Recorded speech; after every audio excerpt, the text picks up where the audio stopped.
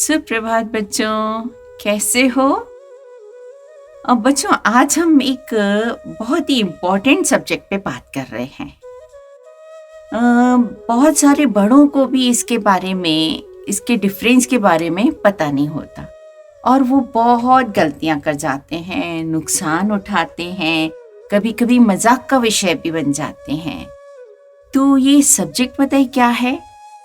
स्वाभिमान और अभिमान। बहुत थोड़ा सा फर्क होता है इसमें। स्वाभिमान माना कॉन्फिडेंस, सेल्फ कॉन्फिडेंस, और अभिमान माना घमंड। लेकिन कभी कभी इन दोनों में से फर्क पता नहीं चलता। तो मैं आपको बहुत ही सरल तरीके से बताती हूँ कि कैसे फर्क पता चले। देखिए, आप सब ने एक छोटी सी कहानी जरूर सुनी होगी, वो खरगोश और कछुए वाली। सुनी है ना? तो उसमें क्या होता है कि एक होता है खरगोश और होता है कछुआ। और सबको पता है कि कछुआ बहुत धीरे धीरे चलता है और खरगोश बहुत तेज उचक उचक के और कूदते कूदते बहुत तेज भागता है, पकड़ में नहीं आता। तो एक बार इन दोनों में शर्त लगी कि 20 मिनट में उस पेड़ तक कौन पहले पहुंचेगा। बहुत ही सीधी सी बात है, खरगोश ही पहुंचेगा क्योंकि कछुआ तो बहुत धीरे धीरे चलता है। लेकिन फिर भी कछुए ने एक्सेप्ट किया कि नहीं, मुझे चैलेंज स्वीकार है, मैं 20 मिनट में उस पेड़ तक पहुंच जाऊंगा। तो क्या होता है कि रेस शुरू होती है टाइम से, और जो खरगोश है वो भागता हुआ आगे पहुंच जाता है और कछुआ धीमी धीमी चाल चलते हुए चल रहा है। तो खरगोश ने देखा कि कछुआ तो बहुत पीछे छूट गया है। अब मैं क्या करता हूँ, थोड़ी देर यहाँ रुककर आराम कर लेता हूँ। जब तक वो रेंगते हुए यहाँ पहुंचेगा, मैं एक छलांग लगाते हुए वो पेड़ तक पहुंच जाऊंगा और जीतूंगा तो मैं ही। तो वो आराम करने के लिए खरगोश जो है उस पेड़ के नीचे, एक जो बीच में पेड़ था उसके नीचे लेट गया। अब वो दौड़ के आया हुआ था और ठंडी ठंडी हवा चल रही थी, तो उसकी आंख लग गई, उसको नींद आ गई। और जो कछुआ था वो अपनी धीमी धीमी चाल में चलता हुआ वहां तक पहुंच गया और समय से पहले, उसने 20 मिनट से पहले ही वो वहां पहुंच गया। और खरगोश क्या करता रह गया? आराम। और वो हार गया। तो हुआ क्या, इसमें फर्क पता चला? कछुए में कॉन्फिडेंस था, आत्मविश्वास था कि मैं अपने 100% एफर्ट्स देकर उस पेड़ तक समय से पहुंच जाऊंगा। लेकिन कछुए से ज्यादा, कछुए में तो कॉन्फिडेंस और खरगोश में ओवर कॉन्फिडेंस, यानी कि घमंड, यानी कि अभिमान है ना। ये होता है खतरनाक। और देखा ना कि वो हार गया ओवर कॉन्फिडेंस में। अपने से दूसरे को कम समझना, अपनी शक्ति को, अपनी ताकत को, अपनी क्षमता को इतना ओवर समझना कि दूसरे को कुछ समझना ही नहीं, इसको बोलते हैं ओवर कॉन्फिडेंस, यानी कि अभिमान, यानी घमंड। समझ गए बात को? बहुत सरल तरीके से। अब मैं और आगे थोड़ा बताती हूँ कि जब भी आपके पास जैसे ज्ञान आ गया, बहुत आपने पढ़ाई कर ली, आपका नॉलेज बहुत बढ़ गया, कहीं बहुत सारी अच्छे यूनिवर्सिटी में, बहुत अच्छी जगहों पे जाके आपने पढ़ाई करी, तो या किसी संत और विद्वान के अंडर में आ गए और आपको बहुत सारी विद्याएं प्राप्त हो गई अलग अलग तरह की, तो कभी किसी चीज का घमंड मत करना।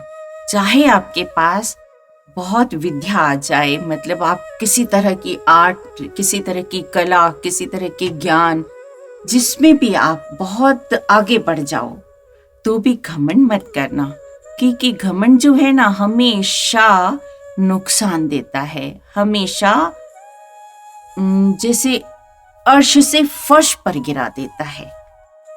तो जैसे हमारे बहुत सारे ऋषि मुनि हुए हैं, बहुत सारे कवि हुए हैं। कवि कालिदास बहुत ज्ञानवान, कवि तुलसीदास जी बड़े प्रगाढ़ पंडित, कबीरदास जी, उनके जैसे ज्ञानी तो कोई है ही नहीं। कबीरदास जी पढ़े लिखे भी नहीं थे, लेकिन दुनिया के अनुभवों से उन्होंने इतना ज्ञान प्राप्त किया था कि आज जो कुछ उन्होंने बोला था तो उनके शिष्यों ने उसको लिख दिया था। तो वो जो साहित्य बना है, जो लिटरेचर बना है, उसको पढ़ के लोग बाग पीएचडी करते हैं। आप समझ रहे हो कितने ज्ञानवान। लेकिन वो विनम्र, इतने विनम्र, इतने पोलाइट थे कि कभी कोई उनको बोलता था कि भाई आप तो बड़े विद्वान हो, आप जैसा तो कोई हो नहीं सकता, तो वो क्या बोलते थे, बड़ा हुआ तो क्या हुआ, जैसे पेड़ खजूर, पंछी को छाया नहीं, फल लागे अति दूर। है ना? बड़ा होने से फायदा तब तक नहीं है जब तक वो फल देने वाला पेड़ ना हो। और ऐसे ही जैसे वो बोलते थे, बुरा जो देखन मैं चला, बुरा न मिलिया कोई, जो दिल खोजा आपना, तो मुझसे बुरा न कोई। मतलब वो इतने विनम्र थे, इतने ज्ञानवान होने के बाद भी उनमें विनम्रता थी। तो ये विनम्रता जब तक ना आए तो समझना आप बहुत ज्ञानवान होके भी ज्ञानवान, यानी आपकी विद्या किसी काम की नहीं है। विद्या जब तक विनम्रता नहीं लाती तब तक किसी काम की नहीं, है ना? इस बात को हमेशा याद रखना। वो दूसरों के काम आने वाली हो तो आप सफल हैं। दूसरा, अगर आपके पास बहुत सारा धन आ जाए, समझ लो आपने बहुत बिजनेस कर लिया, बहुत पैसे वाले बन गए, आपने कोई अच्छी जॉब हासिल कर ली और आपके पास बहुत पैसा है, उसका भी कभी घमंड मत करना, अभिमान मत करना, है ना?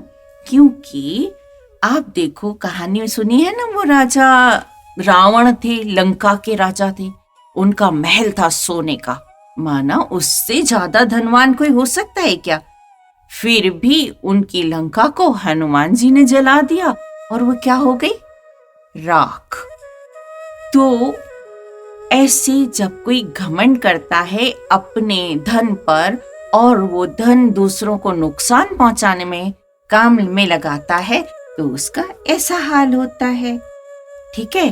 अब तीसरी बात, अगर आपके पास बहुत सारी शक्ति हो, बहुत ताकतवर हो, और वो शक्ति आपने दूसरों को सताने में लगाई, तो भी आप जीरो हो जाओगे, कुछ नहीं बचेगा। क्योंकि आपने देखा है ना, कंस को, हिरण्यकश्यप को और दुर्योधन को, वो अपने परिवार से खत्म हो जाते हैं, पूरे के पूरे राज्य खत्म हो जाते हैं।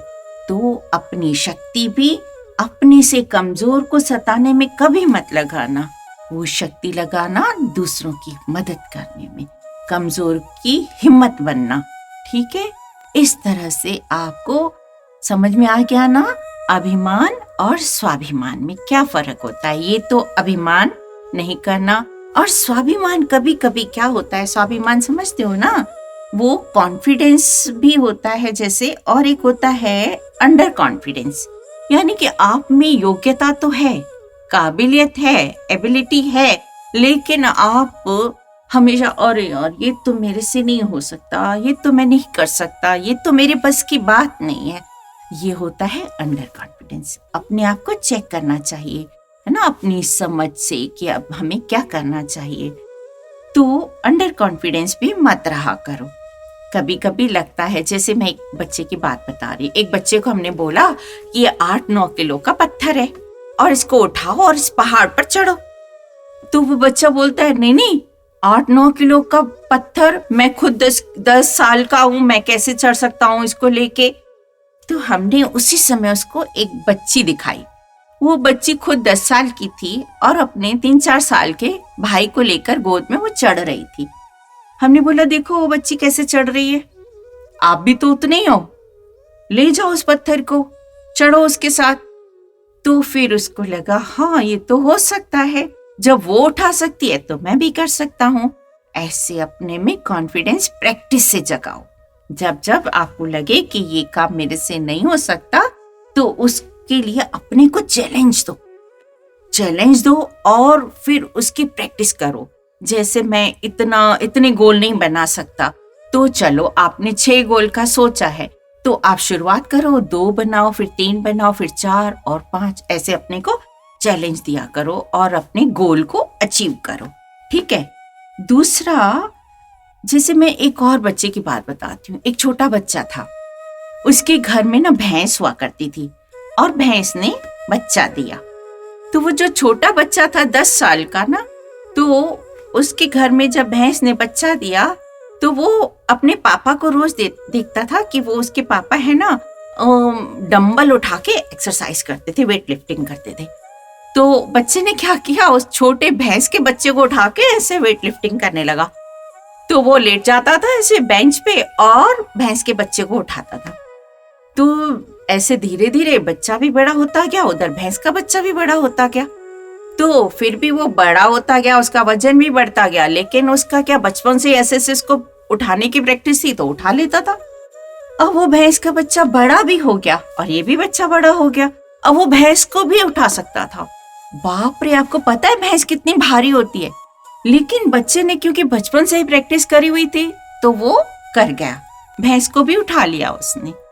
तो प्रैक्टिस करने से हम सब कुछ सीख सकते हैं, कर सकते हैं और अपने आप को ऐसे चैलेंज देके और आप आगे बढ़ सकते हैं और अपना कॉन्फिडेंस बढ़ा सकते हैं।